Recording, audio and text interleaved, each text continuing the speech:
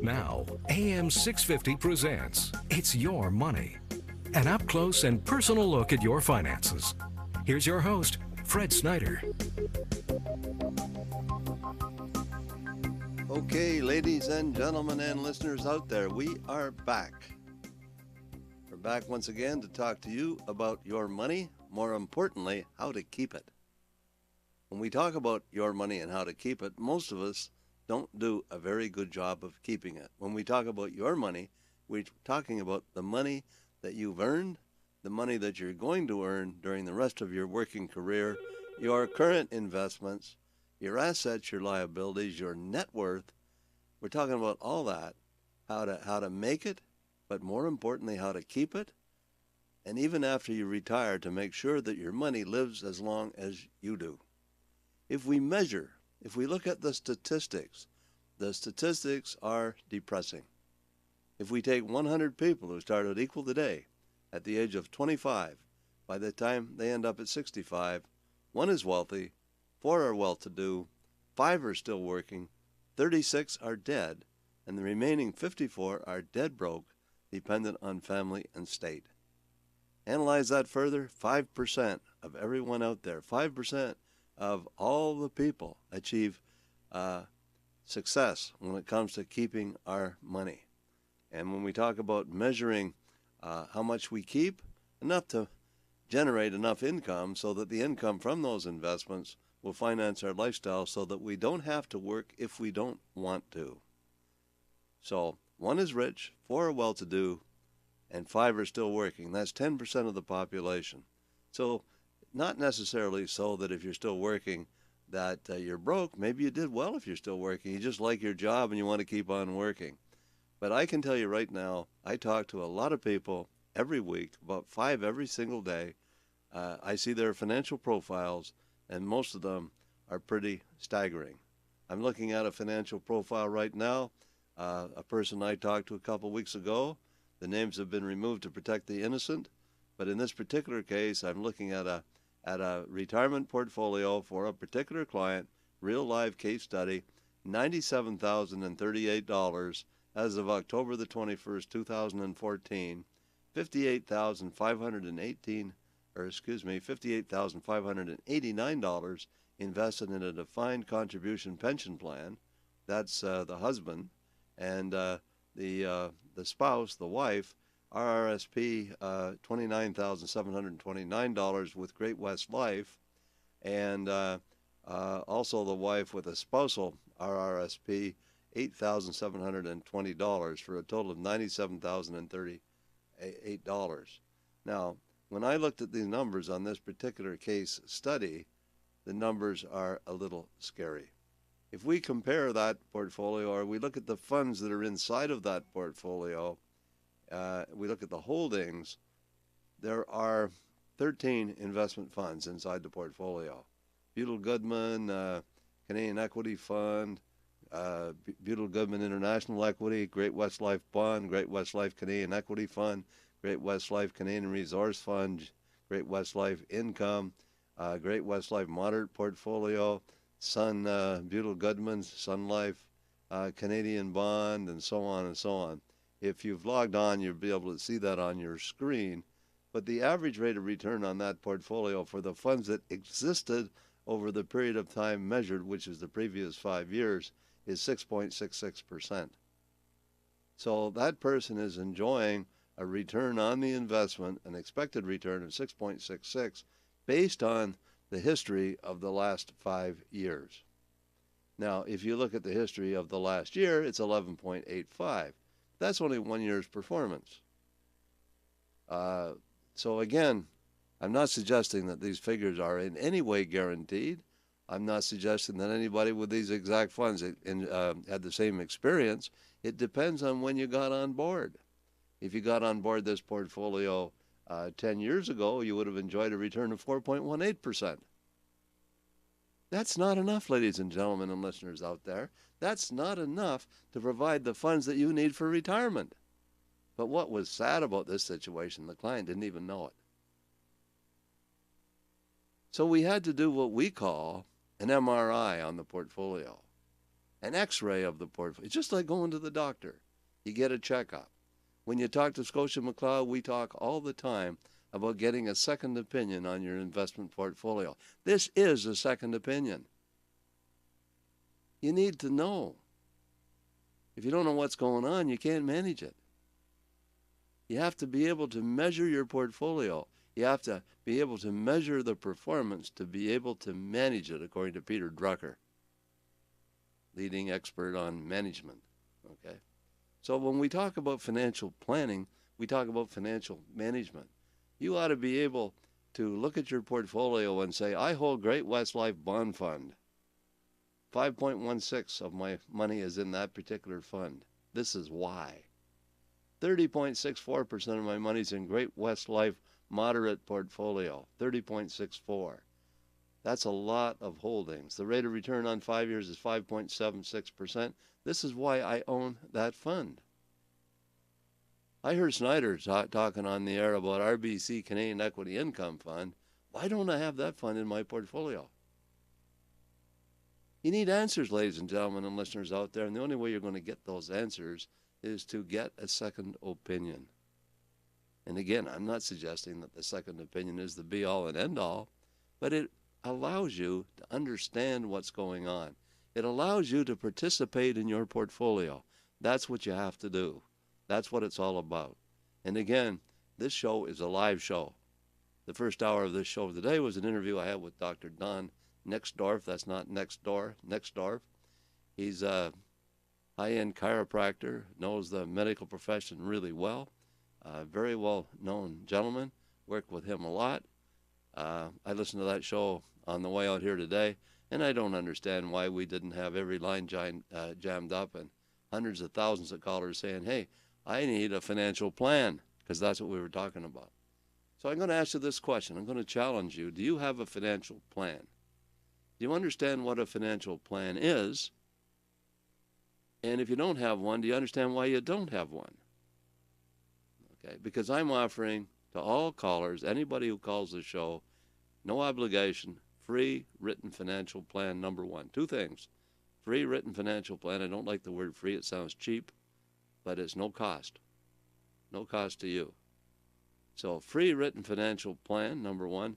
Second, an analysis of your existing portfolio. Your portfolio will be analyzed in terms of asset allocation. How is the money distributed? How much is invested in bonds? How much is invested in equities? How much is invested in cash? How much is invested in Canada? How much is invested in the United States? How much should be? What's the risk? There'll be a number for risk. It's either low risk or no risk, moderate risk, or high risk. And your investment knowledge will be compared to that. So what is the risk of your current portfolio, and what should it be? And what is the return, and will that portfolio achieve your financial objectives? A financial plan will tell you exactly whether that will do that or not. So everybody needs a written financial plan. Do you have one? Maybe it's time to get one. A written financial plan will define exactly how much life insurance you need. It will look at your will and your estate planning. It will look at your insurance policies. It will look at your investments. It will tell you whether they will achieve the goals that you've established and predefined. So the first part of that financial plan will list your goals, your hopes, your plans, your dreams, and your ambitions. It will make a list of all those. It will tell you exactly what your assets are, exactly what your liabilities are. And the difference between your assets and your liabilities is called your net worth. That becomes the benchmark. Because every year you want to be increasing your net worth by at least the rate of inflation after taxes. And that after taxes means really about 3%. So you want a net return after inflation and taxes of at least 3%. If you're not getting that, you're going backwards. If you have your money parked in a GIC or a term deposit, your rate of return at max is 2%. The government will take almost half the 2 in taxes. Inflation will take more inflation will take everything that's left and then some. So your rate of return is actually negative. So instead of going north with your investments, you're going south. If you're lucky, you might be going east or west, but you need to be going north. And you need to be able to measure and define that. You need a GPS to guide you. So that's what Fred Snyder does. He's your GPS when it comes to your investments. He's your coach, your guide to help you plan your financial future. And if you don't get on board, you're probably going to fail. The statistics tell us that. Look backwards and ask yourself this question. How long have I worked? How much money have I made so far during my working career? How much of that do I have left today? And am I happy with the answers? And the chances are you're not. So if we look at the statistics, you're going to fail. You can create your own statistics if you just answer those 5 questions that I just asked. But the most important question of all is this. What are you going to do about it? Are you going to sit there and procrastinate and continue to procrastinate? Or are you going to become proactive with your money and start taking it seriously? Instead of sitting back saying, well, I know it's not doing so good right now, but somehow by magic it's going to fix itself tomorrow. It's going to get better. That's what it's all about. So you need to do an MRI on your investment portfolio. So in case you've just tuned in, I'm certified financial planner Fred Snyder, also registered financial planner. Frida is down at the office taking calls. If you want to arrange an appointment to see myself, to avail yourself of what we're talking about, which is a written financial plan, you can talk to Frida right now. She's down at the office at area code 604-737-3512. Long distance, if you're calling long distance, it's 1-800-661-1495. You can call us live here on the air, 604-280-0650. Long distance, 877-280-0650. Don't forget to put the 1 in front of it. You can log on to our webpage, which is www.fredsnydergroup.com. If you've logged on already and you're watching the show, the webpage is www.am650radio.com.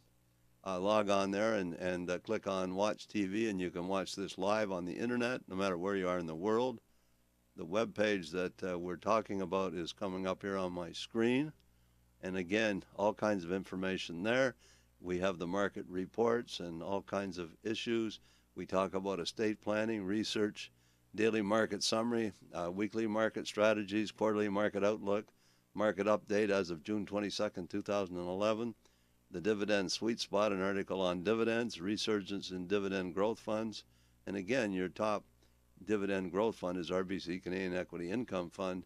And again, I don't want to give people investment advice over the air, but that really is a top fund. And if you don't have that fund in your portfolio, you need to know why. You can listen to recent radio shows. If you click here on this button here, it will go back to archived radio shows. So again, one of the tools that you can use to help yourself in the financial planning that you're trying to do, one of the tools you can use is our webpage. So again, I just remind you this. This is just a little cartoon that I picked up the other day, and I put it on my header sheet. Here's a newborn baby. He's just woken up, and he says there's only 22,463 days left until retirement. So what are you going to do with those 22,460 days left until retirement? Well, you're probably going to go to school you're going to be at home for maybe until you're 4 or 5. Then you're going to go to school until you're 20, 21 or so. And if you become a doctor or something, maybe 25 or 27. And the rest until about age 65, you're going to be working. And if you don't do a good job of keeping your money, you have to do a good job of earning, and you have to do a good job of keeping some of those earnings, or you're going to be yearning for money the day after you retire. You're going to be broke for a long time. On the show that I did with Don Nexdorf, we did a replay between 9 and 10. We talked about the life expectancy issues. You know, when they launched the Canada Pension Plan, I sound like a broken record maybe on this one, but when they launched the Canada Pension Plan, life expectancy for a Canadian male was 5 years. You started receiving your benefits at age 65, and the actuary said that you'd be dead by 70. So generally speaking, or on average, they only had to make payments for 5 years out of the Canada Pension Plan pool. Now it's age 83. Big change. And that puts more and more pressure on the Canada Pension Plan pool. And what is the government going to do about that? But I want you to think about this. If life expectancy since 1965, when they launched the Canada Pension Plan, has gone from 5 years to 23 years, it's increasing at a pretty rapid pace. What's it going to be 20 years from now? I listened to Michael Campbell last week talking about 3D printing. Most of us don't really quite understand what this is all about, but do you know that they can actually print body parts using a 3D printer? So you need a heart valve, they just print one. You need a new finger, they just print one. So on. The advance in medical technology is going to be such that we might find ourselves living to be 120 or 30 or even longer. Is that good news? Maybe, if you're rich. But what happens if you live to be 120 and you're broke when you're 80? Because you only planned on living to age 80. You only plan on having your money last until you're 80. If I said to you, I have a magic wand and I can wave this magic wand and I can fix it so that you can live to be 120, you know what you should then say? You should say to me, well, make sure, wave that wand again and make sure my money lasts until I'm 120. Because they go hand in hand. You can't have one without the other. It's like love and marriage. Those are the bottom lines. So ladies and gentlemen and listeners out there, I remind you once again, we want to have live conversations with you, our listening audience. The number to call is 604-280-0650. If you're calling long distance, it's 877-280-0650. If you want to log on and see us live, it's www.am650radio.com. And Frida is down at the office for those who are shy or reluctant to talk on the air. Area code 604-737-3512. If you're calling long distance, it's 1-800-661-1495. If you've just tuned in, I remind you, I am certified registered financial planner Fred Snyder, representing Scotia McLeod, flying solo here today. Sometimes we have guests, sometimes we don't, but we're talking about your money. But the most important part of all that is how to keep it. How to keep it. Your money and how to keep it. Your money and keeping it. You got to do that. Part of everything you earn is yours to keep. And in order to do that, you must find a way to pay yourself first. You must find a way to not spend more than what you earn. All of what you earn, you got to find a way to spend less of what you earn so that you have a surplus at the end of every month, which builds a nice big fat bank account that you can take money out of and invest it and get better rates of return. That's what the goal is. So the question is, are you feeding the piggy bank? Are you feeding the pig, which is your piggy bank? You got to be doing that. And even if you're retired, you got to be doing that. I think that's what it's all about. So again, if you call the show, we have some books that we liked. These are the books. If you're looking at the screen, I'll just review them. We have a book called The Richest Man in Babylon. Fabulous book. The book says, save a part of everything you earn, entrust it to experts, leave it to compound. That's the formula for success. Think and Grow Rich by Napoleon Hill. Napoleon Hill says that anything you can vividly imagine, ardently desire, and enthusiastically act upon will inevitably come to pass. Give us a call. You get your book of choice. Any one of these books we will provide you with if you call the show. Og Mandino, the greatest salesman in the world. The 10 Scrolls. Fabulous scrolls. The first one is probably the most important one of all. Today I begin a new life. Number 2 is, I will greet this day with love in my heart. I'm not going to go through the whole 10, but these are the 10 affirmations that you should give yourself every single day to help you achieve financial success. The next one, before I go to the calls. I got some calls coming in. How to Start Worrying and Start Living. I can't emphasize too much the importance of this book. Are you stressed out? Are you to the point where you're worrying about anything and everything? I know people who worry because they're not worrying. They think there's something wrong, okay? How to Stop Worrying and Start Living. Had an earthquake in California today. So far, no reports of any injuries, but again, very important book. It simply says that this is what you say to yourself. What's the worst that can happen? You accept it, and then you improve on it. It tells you how to, if you got a sleeping problem, it tells you how to go to sleep. This is a fabulous book. Everybody should have it. I've read all these books in great detail. All you got to do is make a phone call. We'll give you your choice of any one of these books. And after I take a call from John in New Westminster, we'll come back to talking about these books. John, welcome to the program. Hi. Hi, John. So, I was wondering if you knew anything about working opportunity funds. I know a bit about it, yeah?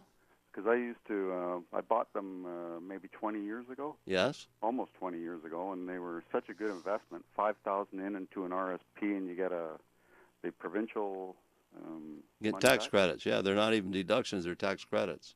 Tax credits, yep. If you put the Working Opportunities Fund inside your RSP, you got, I forget, I think 70% of your money back in tax credits and tax deductions. Yeah, no, they were terrific.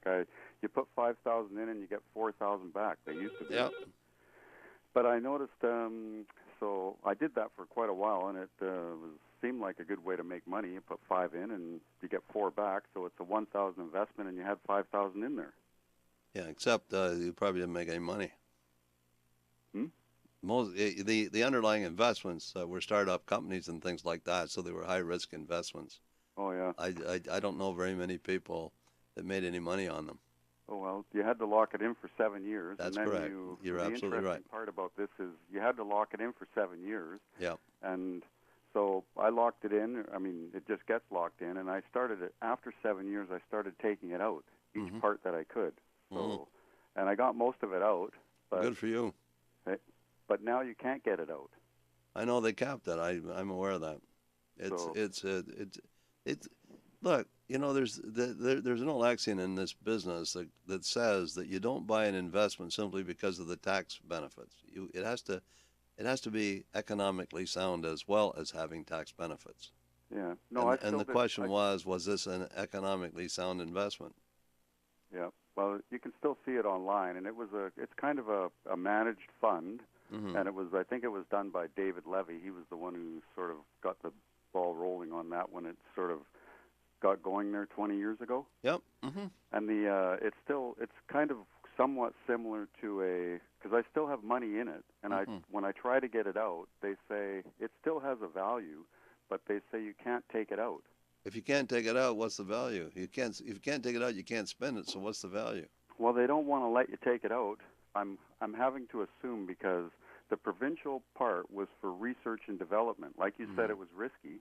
Yeah. But they're keeping the fund alive, and it's dropping slowly because they're still using it to some degree for the research and development portion. If they opened it, everyone would take it out and it would go bankrupt. So they see value in being able to let the research and development people use it rather than let me get it out. And that's a managed fund, and it's kind of similar to a mutual fund, which has a managed team.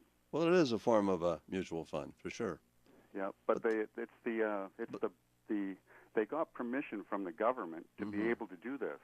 The bottom line is that you haven't bet the farm on it. It's a small portion probably of your overall portfolio, and if you're patient, maybe one day you'll be able to I don't know. That's the whole issue. Getting it out that's not the problem. It's the way they were allowed not to. Like the fund didn't go bankrupt, but yet they kept it. That's kind of like a bail-in sort of scenario. And is there any possibility, I was wondering with mutual funds, because they're managed and they may fall under the same category? No, not at all. That's not the case. It's not now, but could it be? No. When you buy a fund, the fund prospectus tells you what the liquidity issues are. And in order to change the liquidity issues, they'd have to have a shareholders vote. basically. That's not going to happen. No shareholder is going to vote for allowing the fund to lock in. That's not going to happen. If everyone's going to do a run on it, then they would say we're not going to allow people because we're going to let you calm down first. And But you see, a mutual fund is a pool of stocks. Right. So if you take a mutual fund, and I'm talking the general type mutual fund, not funds like the Working Opportunities Fund, if you take a mutual fund and let's say you got 50 different stocks in there, let's say you got RBC in there, you got Scotiabank, you got all the Canadian banks. Let's say you got TELUS. The list is endless of all the big blue chip companies you can have in there. The only way that fund is going to be worth zero is if the stocks inside it go to zero. That's not going to happen. They may decline in value. Okay, there's a possibility that however slim, that for some reason there's something happens that all the shareholders vote that it's okay to freeze the fund and lock it in, where it could be locked in for a period of time. But the value of that fund is never going to decline to zero unless we have an economic catastrophe which destroys the whole country's economy. Or I guess there could be people that would, if rather than be in the fund which has that management fee, people could sort of take the individuals. They say, I'm going to take my individual stocks and buy them separate, in which case I can circumvent the management fee and the fact that they could hold it if they decide to at one day. So it's like they want to become self-directed. And if those people come out of the fund itself, and enough of them do, then the fund might say, uh-oh, they're coming out too fast. We can stop them. They could stop them. Well, a fund can decline in value. Yeah. That's true. But the investment manager would have a very difficult time saying you can't redeem the fund. The fund is redeemable according to the terms of the contract you sign when you buy the fund. It's redeemable at market value. Market value is established by adding up the value of all the stocks inside the fund, dividing it by the number of shares outstanding, and that's done on a daily basis. Yeah. So there's a market value that's there, and that's what you redeem at. And you mentioned the term MER. If you take the RBC Canadian Equity Income Fund, the MER in that fund is around 1%. That's pretty low. I wouldn't want to invest in a mutual fund where there was no MER, because then there wouldn't be any money to pay the manager. Right. Oh yeah. You want to have managers that know what they're doing. That's correct. And in this case, that's Jennifer McClelland, and she's got an awesome track record. That fund is a top-notch fund. And everybody should have that fund, in my view, inside their portfolio. So now I probably just, for all my competitors, sold an awful lot of RBC Canadian Equity Income Fund. Yeah. But that just happens to be one of my favorite funds. Okay. So the bottom line is that in my 50 years in this business, and I've been in this business for 50 years now, I have never seen a mutual fund go to zero in value. Never happened. Well, yeah. And I can't name you a single one that has, even historically. There may be, but I'm not aware of any. Actually, there was I know I'm hogging a lot of airtime, but Jim Carney in 2013, I think it was Jim Carney, that he did the economic budget. Mm-hmm. And he part of the legislation in there is for bail-in on the 6 major banks of Canada, starting with the National being the lowest. Okay. Did you? I'm not familiar with that one. No. Oh. And anyway, I have to move along. So if you call Frida, you should call Frida, you get yourself your choice of any one of the books I'm featuring. Oh, okay. Terrific. Okay. It's a great show too. Okay, appreciate the call. You take care. Okay. Bye for now. Okay, let's talk to Tracy from Vancouver. Tracy, welcome to the program. Good morning, Fred. How Tracy, are you? I'm pretty good. Thanks for being patient. Oh, no problem. I wanted to also say that I also have the Working Opportunity Fund, but I understand kind of where it's coming from and what they're doing. And, yes, I have tried to cash mine out. It's due, and it can't be cashed out, just like the gentleman before said. Yes. But anyhow, what I wanted to say was I wanted to tell your listeners that I have been a client of yours for probably 10 years. And sometimes people are a bit shy or afraid, and your definition of fear is very, very good. But false evidence appearing real. I started out by listening to the program that everybody else is doing this morning, and I listened to it for about a year, and I decided that you were a person that I wanted to get to know better. So in order to do that, I attended your workshops when you were giving them over on Burrard there. Yes. Mm-hmm. And therefore, I learned the kind of man you were, and I grew to trust you, and answering questions that were more personal and all of this. Mm-hmm. I then couldn't attend the seminars for many years, but just shortly about 2005, I became a client of yours, and I want to say to the listening audience that I have done very well. I will never be rich. I realize that, but your influence has given me the opportunity to travel. I'm once again on another cruise in October, so it's given me the opportunity to travel. I live very frugally. Fred, we have not bought a house, but we managed to buy a car. So we've got a car now. Tracy, I just if I can just pop in for a minute. Sure. There's many times that I have advised you that you should buy a house. Right. And you have told me that your primary investment objective is to be able to travel. Right. And you didn't want to buy a house because that might conflict too much. Right. And so you didn't buy the house, and you've traveled. Now, right. I know that you did a 4-month world tour. Right. A couple of years ago, I think it was. Mm-hmm. You're right. And how many cruises have you taken? I've done cruising. I've probably done 15 so far. Okay. And you're a retired bus driver. I'm a retired bus driver, and I retired early. I was really scared because my last 4 years of my working life, I was unable to work because I was hit by a car. So I had what money I had and what money I was going to get and what money I had to live on was pretty frugal. But I kept saving, and I didn't care that I didn't get to go to Starbucks every day with my friends, or go to the movies on a Friday night, or even go out for dinner. But I started to manage my money in a way that, both he and I go places and do things, but not every day. So it was important that we save our money. And like I said, I will never be wealthy, but I wanted to thank you and your team for helping me get to where I am now. When I was younger, I was a single parent, and I couldn't save anything. So it's, meeting you has been a blessing. Well, God, Tracy, I didn't call you and ask you to make this phone call, did I? No, you didn't. Sometimes Frida phones and asks me to phone in. But no, Does she? I didn't. Yeah. I just got to thinking about it because people often think that they're not going to be able to meet their expectations.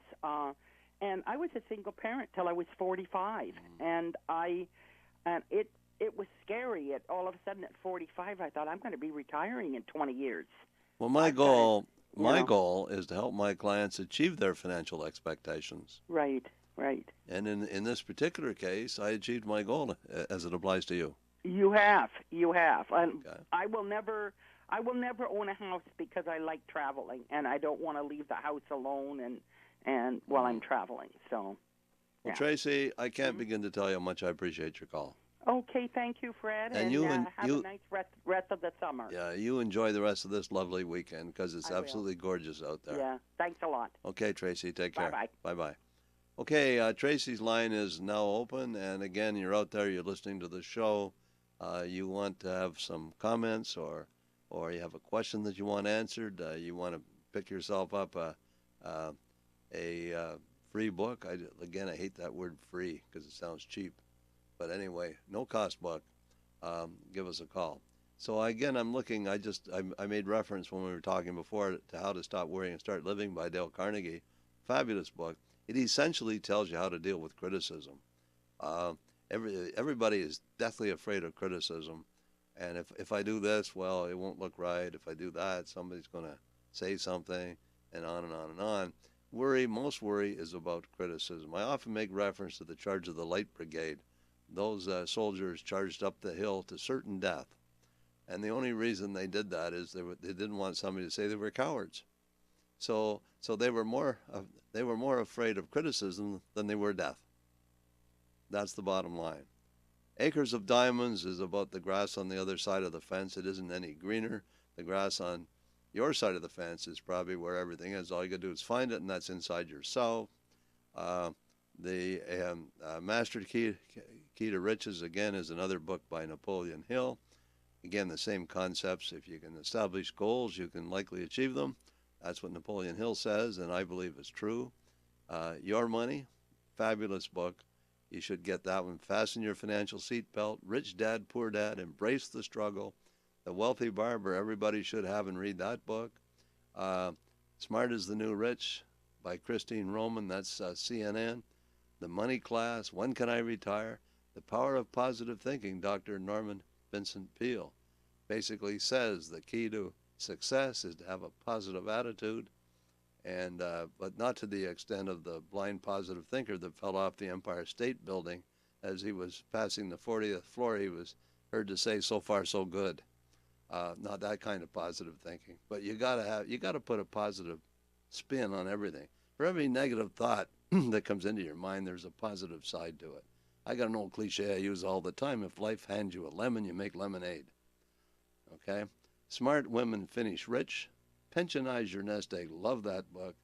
Moish Molesky teaches financial planning back in Toronto. Again, this really talks about income from your investments. If you have $500,000, how can you turn that $500,000 into a personal pension that will provide you with a guaranteed income for the rest of your life that you can still cash in if you so want to? The Richest Man in Babylon, Think and Grow Rich, already talked about it. The Greatest Salesman in the World talked about that. And number 18, How to Find a Financial Advisor. What a great book that would be. So again, all you got to do is give Frida a call or call me, and we will provide you with a book of your choice. Make a phone call. We're talking about your money. We're talking about your money and how to keep it. We're talking about your financial future. We're talking about how to set financial goals. But more importantly, we're talking about how to achieve them. If you can sit back and establish a financial goal, I can show you how to achieve it. Just as in the case of Tracy that called in earlier. Tracy said, I don't want a house. Don't try to convince me to buy one, but I do want to travel. So we put together a financial plan for her that has helped her with world travel. I think she said in the last couple of years she's made like 15 cruises. One of them was 4 months long. That's awesome. Unbelievable. So get on the line and give us a call. Once again, we're talking about your money and how to keep it. And the number to call is area code 604-280-0650. Long distance, 877-280-0650. You can log on. It's a live show. And again, if you have a computer and you have access to the internet anywhere in the world, www.am650radio.com. And once again, Frida's down at the office, 604-737-3512. If you're calling long distance, it's 800-661-1495. Your money and how to keep it. So again, these are important books. We have to go to the break, and when we come back, we'll continue to talk about your money, more importantly, about your money and how to keep it. Don't go away. We'll be right back. Fred Snyder. I want people to call the show that are genuinely interested in increasing their financial IQ so that they can become financially independent sooner and stay financially independent longer. Fred Snyder. You don't have a blueprint. Imagine trying to build a house without a blueprint. And how about having a blueprint for your life? What are your lifestyle goals? You need to think about your family life. What are your goals about your family life? What are your lifestyle goals when it comes to health? What are your lifestyle goals when it comes to finances, mental and spiritual? You have to set goals in all those areas, not just finances. Fred Snyder. Often we fail because we put too much emphasis on one area and ignore everything else. We work our butts off and we ruin our health. So life is all about balance. So you need a life plan. Fred Snyder. Napoleon Hill says this, wrote the book Think and Grow Rich. Anything that you can vividly imagine, ardently desire, and enthusiastically act upon will inevitably come to pass. Fred Snyder. My goal, my mission is to help people enhance their financial IQs by teaching them what they need to know to make better financial decisions. Fred Snyder. Sunday mornings at 9 on AM 650. This is CISL Vancouver. All-time favorites. AM 650.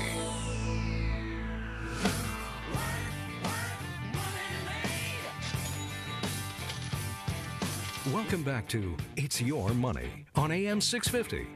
If you have a question for Fred, call 604-280-0650. Now, back to Fred. Okay, we're back. And once again, just to get back to tie into where we left off, we're talking about your money and how to keep it. And keep it is the important issue. Most of us have the foggiest idea about how to keep it. Fundamentally, it's pretty simple. You spend less than you earn. If you spend less than you earn, you automatically keep money. If you're not keeping money, it's because you're spending more than you earn, or at least you're spending everything that you earn. You must find a way to pay yourself first.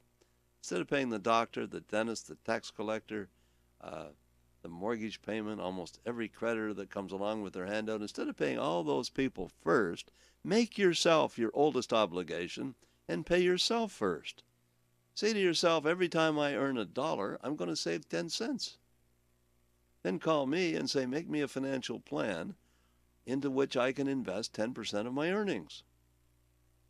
Remember, once again, you only have 22,463 days left until retirement if you're a newborn child. Most of us have a lot less than that. How much time do you have between now and retirement? Again, number to call, Frida, 604-737-3512.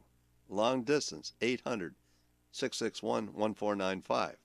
Live on the radio here, 604-280-0650. Long distance, 877-280-0650. We're talking once again about your money, more importantly about your money and how to keep it. I'm going to just cover a few issues here that are on the webpage. So you want to go to the webpage. The webpage is www.fredsnydergroup.com. That's representing Scotia McLeod. But let's talk about executor duties. This is right off the webpage. So if you go to the webpage, these are the executor. Let's say somebody asks you to be an executor. Do you really want to do that? These are the things you have to do. They're all listed here. I'm not going to read them all off. You can go to the webpage and you can look at that. But before you agree to be an executor, maybe you should look at what your duties are, because you're responsible to perform these duties, and if you don't, the beneficiaries of the estate can sue you. That could be not a good thing. Okay? So executor duties, a very, very important issue. That's on the webpage. So again, the family cottage. I know many people, they're in my office every day. They have a place at Whistler. They have a place in the States, maybe Birch Bay, Point Roberts, okay?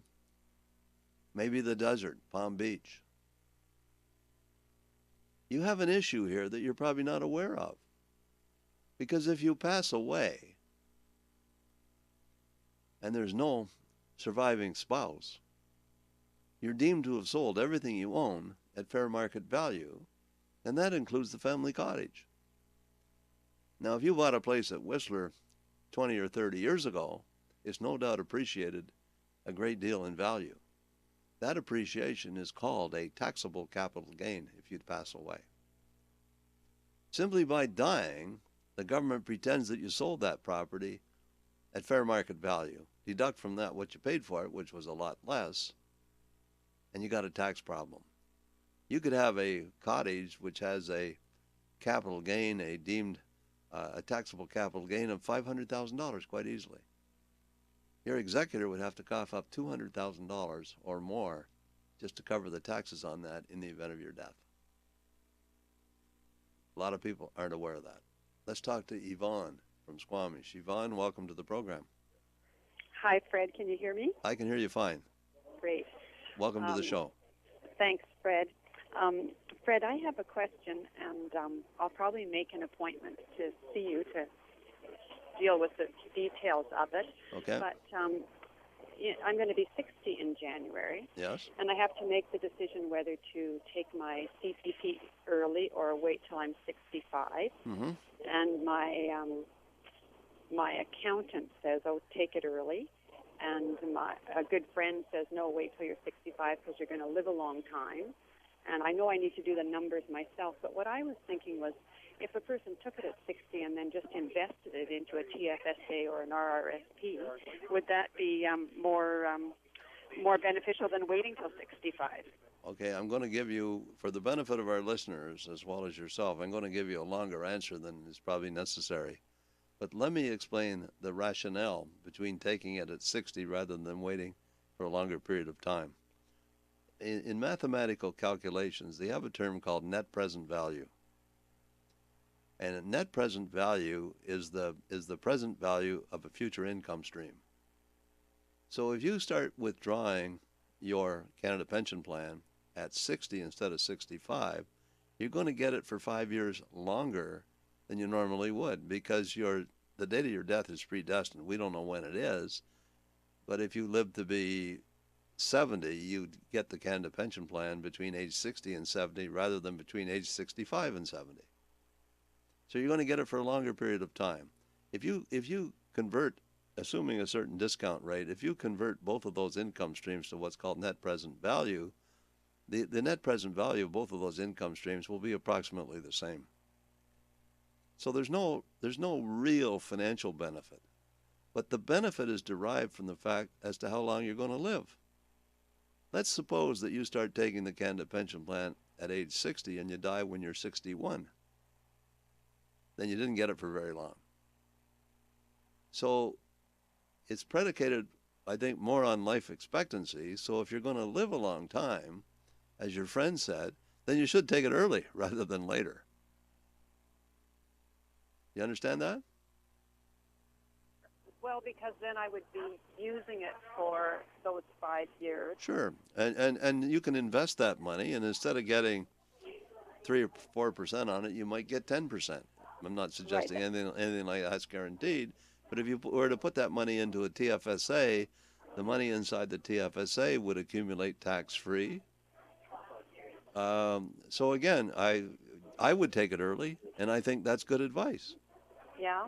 Because the earlier you take it, the longer you're going to get it for. Right, and then especially if I make good use of it when I take it early. That's correct. It's interesting that's the same advice our accountant gave us, too. Your accountant is right.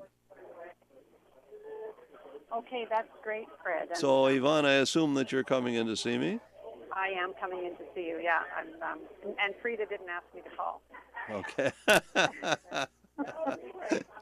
I didn't think, you know something, I didn't think she did that, but maybe. No. She does her, Frida does a great job for me. I just think she's fantastic. Yeah, she's great for us too, as you know. She helps us every time we need to see you. She gets us squeezed in, and I do appreciate your advice on lots of things. So. Okay, Yvonne, I can't tell you how much I appreciate your call. Enjoy the rest of this lovely weekend. Will do. And you too, Fred. Okay, bye-bye. Bye now. Okay, ladies and gentlemen and listeners out there, if you've just joined us, I'm certified financial planner Fred Snyder. I'm also a registered financial planner. I represent Scotia McLeod. I have many years of experience. I don't want to date myself, but one of the things I have to sell is lots and lots and lots of experience. and I believe I'm fairly knowledgeable. I believe that I'm a top-notch financial advisor. So if you're looking for a financial advisor or you're looking for a second opinion, and everybody should get one from time to time, it's always good to check. You want to find out how to select a financial advisor? Give us a call. We'll provide you with that book, How to Select a Financial Advisor. Again, everybody needs a financial plan. Everybody needs a financial planner if you don't have one. Everybody needs the best products inside your financial plan. So here's the question. Do you have the best products inside your financial plan if you have one? Do you? And if you think you do, how do you know? Do you think that you might need an analysis, an MRI, an X-ray? When's the last time you had an MRI? Or a CAT scan? Or a complete physical checkup? How frequently do you go to the dentist to get your teeth checked? How frequently do you go to the doctor to get a checkup? How frequently do you get a financial checkup? Is it not time to do so? How do you know that you're on track? You see, if you wait until the year before retirement and find out that your financial plan didn't work, it's too late to fix it. So just like the Canada Pension Plan, you better get the financial plan itself as early as possible. So if you don't have one now, it's never too late. And if you've never had one, it's certainly something that you should do. Easy to do, a phone call. 604-280-0650. Long distance, 877-280-0650. Frida down at the office, area code 604-737-3512. Long distance, 800-661-1495. I remind you all once again that every Sunday we're on between 9 and 11. The first show between 9 and 10 is a replay, probably of this show next week if you missed some of it. The second show is live. That gives you a chance to be part of the show, part of the program, a chance to call in with your questions or comments, support. It's always nice to get nice calls like we got from Frida. That was wonderful. Not Frida, but I mean Tracy. But Frida's out there too. She can call in too if she wants. But the bottom line is, my objective, my mission is to teach people, to educate you, to enhance your financial IQ from a financial point of view.